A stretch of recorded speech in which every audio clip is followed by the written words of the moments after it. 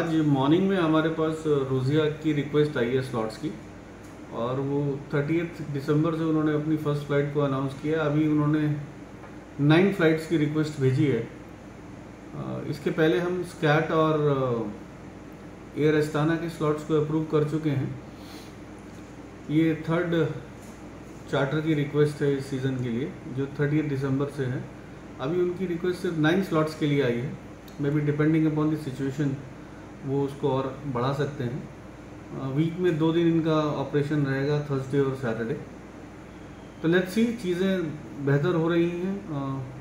लोगों की charter operators की जो रिक्वेस्ट है वो आनी शुरू हो गई हैं, और हम एज फास्ट एज पॉसिबल उनको एग्जामिन करके क्लियर करने का प्रयास कर रहे हैं। जहाँ तक इंटरनेशनल ऑपरेशन का सवाल है, तो वो तो इसी बात पर डिपेंड करता है कि इंटरनेशनल ट्रैवलर बाकी नेशन से ट्रैवल करता है कि नहीं करता है। अगर लॉकडाउन की स्थिति रहती है या वहाँ पे कोविड की स्थिति ख़राब होती है, तो बट नेचुरल बात है कि उसका इम्पैक्ट भारत पर भी और गोवा पर भी पड़ेगा।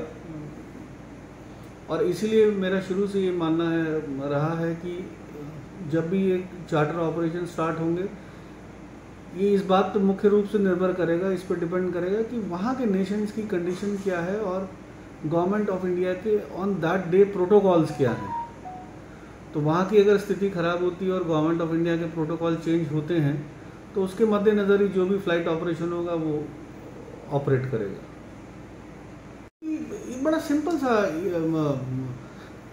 एल्गोरिदम है ये तो, कि जैसी स्थिति वहाँ होगी उस हिसाब से पैसेंजर के मूवमेंट पे भी सेल्फ फ़र्क पड़ेगा, और उसके साथ साथ गवर्नमेंट के बनाए हुए प्रोटोकॉल्स में भी चेंज आएंगे। और जो जिस फॉरेन कंट्री में ये सब स्थितियां बिगड़ रही हैं, वो भी अपने यहाँ पे स्प्रेड रोकने के लिए इनके लिए प्रोटोकॉल्स को रीडिफाइन करेगा। तो ये तो डे टू डे सिचुएशन है, जैसे जैसे सिचुएशन चेंज होती रहेगी उस हिसाब से गवर्नमेंट्स उस पैंडमिक को कंट्रोल करने के लिए जो भी रिक्वायर्ड स्टेप होंगी वो लेंगे, और उसका इम्पैक्ट कहीं ना कहीं तो दिखेगा, पूरी सोसाइटी पर ही उसका इम्पैक्ट दिखेगा।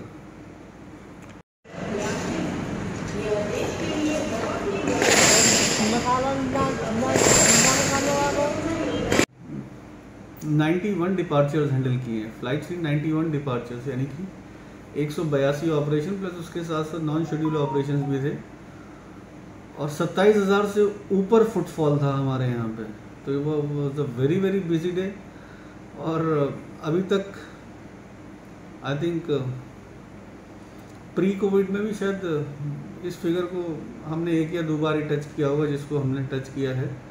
और अब धीरे धीरे हम देख रहे हैं कि फ़्लाइट्स बढ़ती जा रही हैं, पैसेंजर फुटफॉल बढ़ रहा है। हमने अपनी तरफ से प्रिपरेशन को और अपने गार्ड को कम नहीं किया है। हम उसी तरीके से अपने काम में जुटे हुए हैं, हमारी टीम उसी तरीके से अपनी सारी चीज़ों में लगी हुई है। और 2 दिसंबर से जैसी जानकारी मुझे प्राप्त हुई है, यहाँ से गोवा भुवनेश्वर एक डायरेक्ट फ़्लाइट भी इंडिगो स्टार्ट कर रहा है। तो चीज़ें गोवा के लिए बेहतर होती जा रही हैं। Hotel occupancy is almost full, hotels में रूम नहीं मिल रहे हैं। We are back to normal, but we are back to normal as far as airport is concerned with full caution and all the required precautions.